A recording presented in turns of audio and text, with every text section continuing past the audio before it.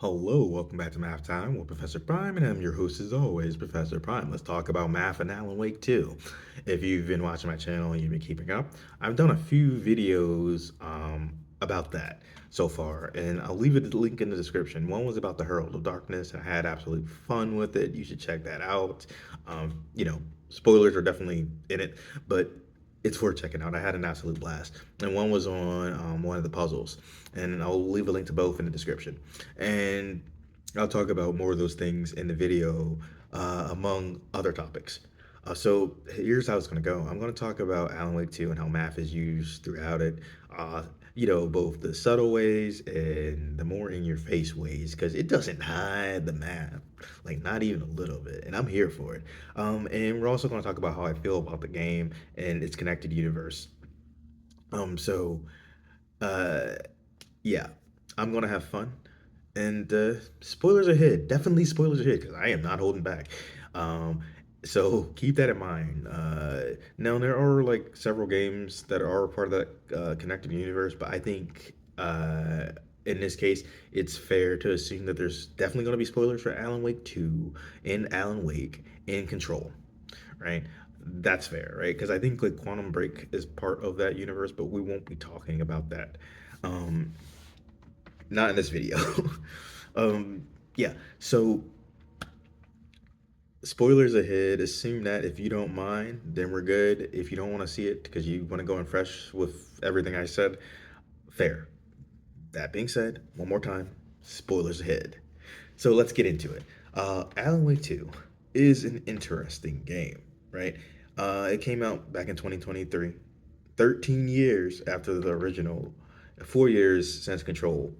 Um, and I don't know as much as I would like about Quantum Break, but it is on my list of games to play. Uh, that came out, I think, before Control. But anyway, uh, it's made by like Remedy, and they've made a lot of games, a lot of really good games. So yeah, with Alan Wake 2, it's fascinating. I'm going to start with talking about the gameplay and then kind of branching out because again, the game does not hide the math like at all, but we're going to get there. So to start, it's very similar to the first game in terms of the basics, right?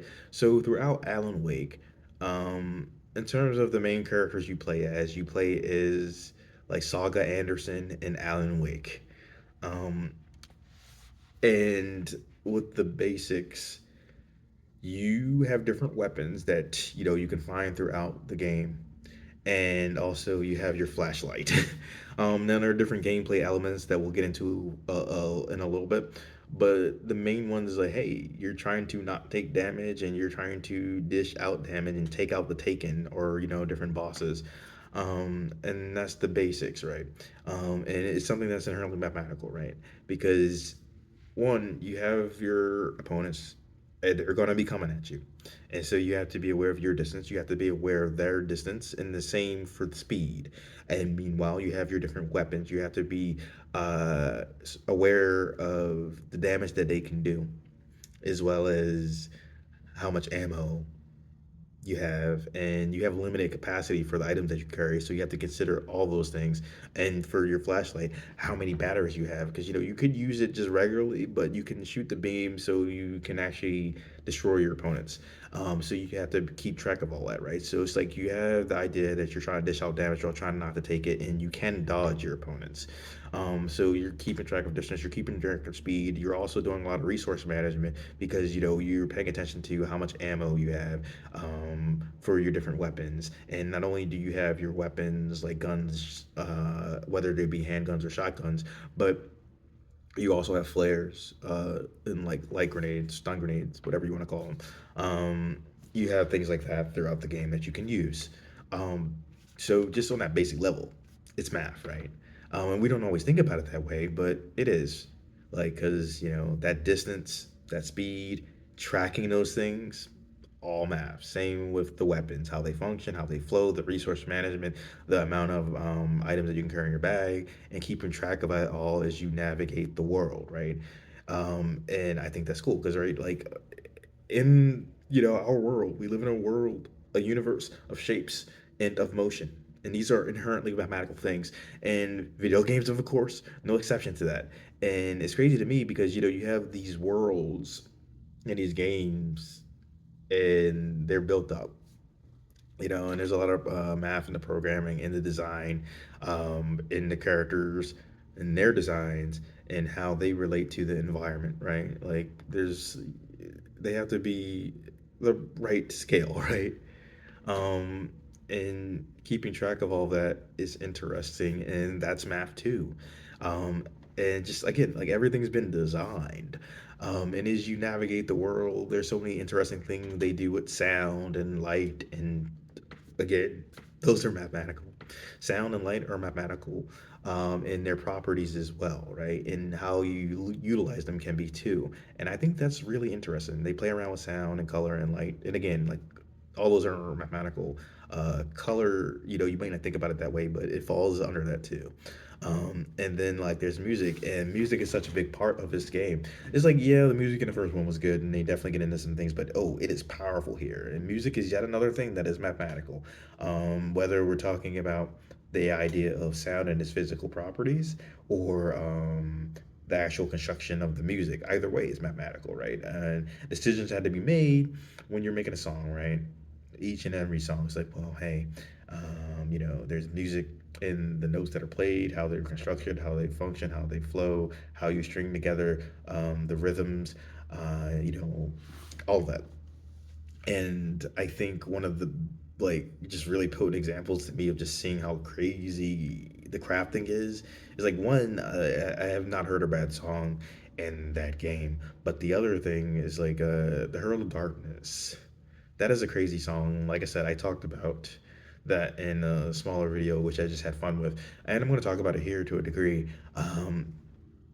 So with the Herald of Darkness, it's such an excellent song because it's like one, it's just like it's bonkers, and I just want to specify because it's like I said spoilers in the beginning, and I won't say that every 5 seconds, but it's just like keep that in mind for this and the rest of it if you forgot. So with the Herald of Darkness is like you have an interview between Alan Wake and Mr. Door, and that interview is done is a musical, like like pretty much a rock opera, and it's really cool because it's like every single part of it is so calculated, right? Because there's the song itself, which has just oh my god, it's a long song, and there's just so much to it.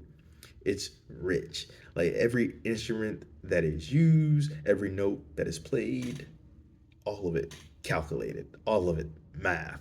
And meanwhile, it's playing on a screen, it's a live performance, and you're watching that as Alan Wake, um, as you navigate the talk show studio, and the music, the position, the lighting, the way Alan is moving through all this, and fighting different opponents later on, all of that is calculated, and all of it had to be designed, and I think that's really cool. It's crazy to me. It was such a like innovative section, and then like I'm here for it. And I don't think it's an exaggeration to say that was my favorite part of the game. And there's a lot of great parts of that game, and then there's like so there's all those things I mentioned, right? And then there's just different elements of the game, how it functions, flows, and like if you're in a dark place, choosing what works for the scenes and navigating that. So it's like there's math in the combat, math in the music, math in the navigation, the color, the light, the sound in general, not just music. There's math in all of these things and more. It is a huge game with a lot of people that worked on it. Like seriously, the credits were like a half hour to get through. Or something like that. And I think that's a testament to just how much went involved. Oh, sorry, how much was involved in that. And then you got to figure, not only is there math and everything I said, but it's a game that had to be programmed and had to be designed by tons of people, and it had a budget, and money had to be allocated to this and to that, and all of that is math as well.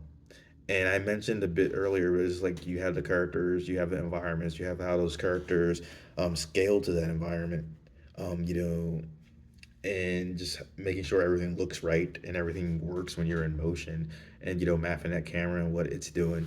And it's just like you could play that game over and over again, and throughout the game though, It's like you're solving puzzles, you're unlocking different stashes, and some of those puzzles are straight up math problems. Like one of them that I did a video on was a system of equations problem, where they straight up give you a word problem that's about about a system of equations, and you have to find a solution based on that word problem, and that allows you to unlock the stash. And with those stashes, you get different items, like some of them, or ammo, or you might get more flares or something like that. And occasionally, you might get something like it upgrades your capacity for your storage.